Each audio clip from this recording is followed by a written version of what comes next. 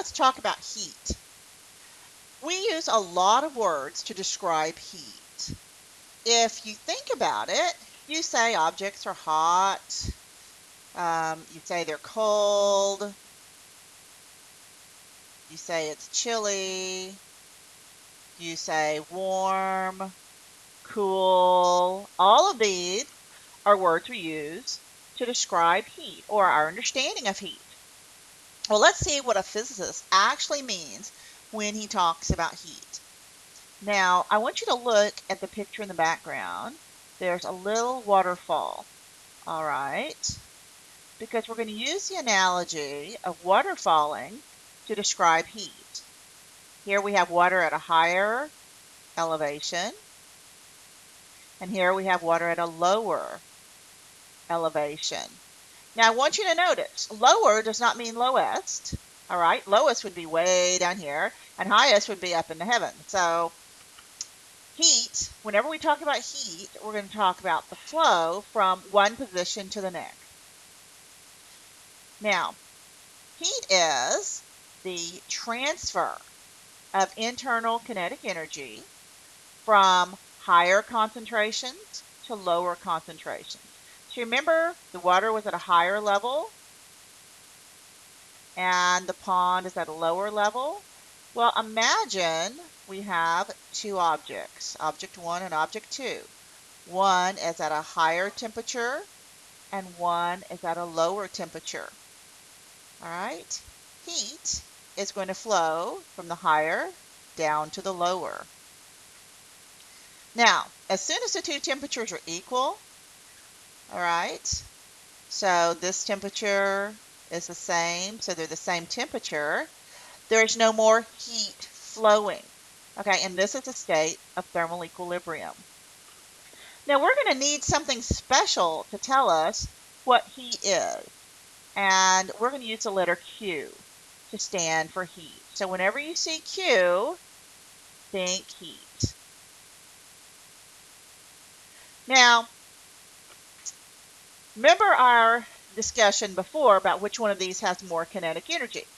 This one has more kinetic energy because it's got more molecules, while this one has lower kinetic energy because it has fewer molecules. But imagine you have a bucket of 20 Celsius water and a hot cup of 80 Celsius, and we were to connect them somehow by this little tube. And the only thing that could travel through this tube is heat. Well, what direction is the heat going to flow? This makes sense that it's going to go from the higher to the lower because heat is something. Now, when you take the temperature of a substance, all right, say here we're in this cup, the thermometer shows the temperature of the mercury or the alcohol that's in here. Now what happens? Suppose we put it in something that is hot, okay? Then heat will flow from the container into the thermometer and that will rise the temperature. While if we put into a container of something cold, all right, then heat from the thermometer will flow out. And so the temperature will go down. You always have to wait for a thermometer to stop moving. That's when it's at thermal equilibrium. That's what you're looking for an accurate temperature measurement. Now, this is physics, so we have to quantify things. We're going to define a calorie as our unit of heat. It is literally the amount of heat necessary to raise the temperature of your substance to a specific amount. Now, that's kind of weird little definition there. Let's use this one down here. It's the amount of heat required to raise 1 gram of water 1 degree Celsius. That is exactly 1 calorie. There's the definition. Now we have two types of calories. Now, the first calorie is what we just defined. It's the amount of heat required to raise the temperature of 1 gram of water, 1 degree Celsius. All right.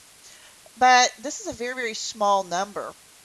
So whenever we're dealing with calories in a real world situation, we tend to use the kilocalorie. And the kilocalorie is 1,000 calories. So if you open that package of M&Ms and it says it's 100 calories, okay, they're talking about kilocalories. And what we tend to do instead of writing kilocalories, we just write it as 100 calories with a big C, as opposed to 100 times 1,000. Okay, this is little calories. It's one big calorie. Or 100,123 little calories.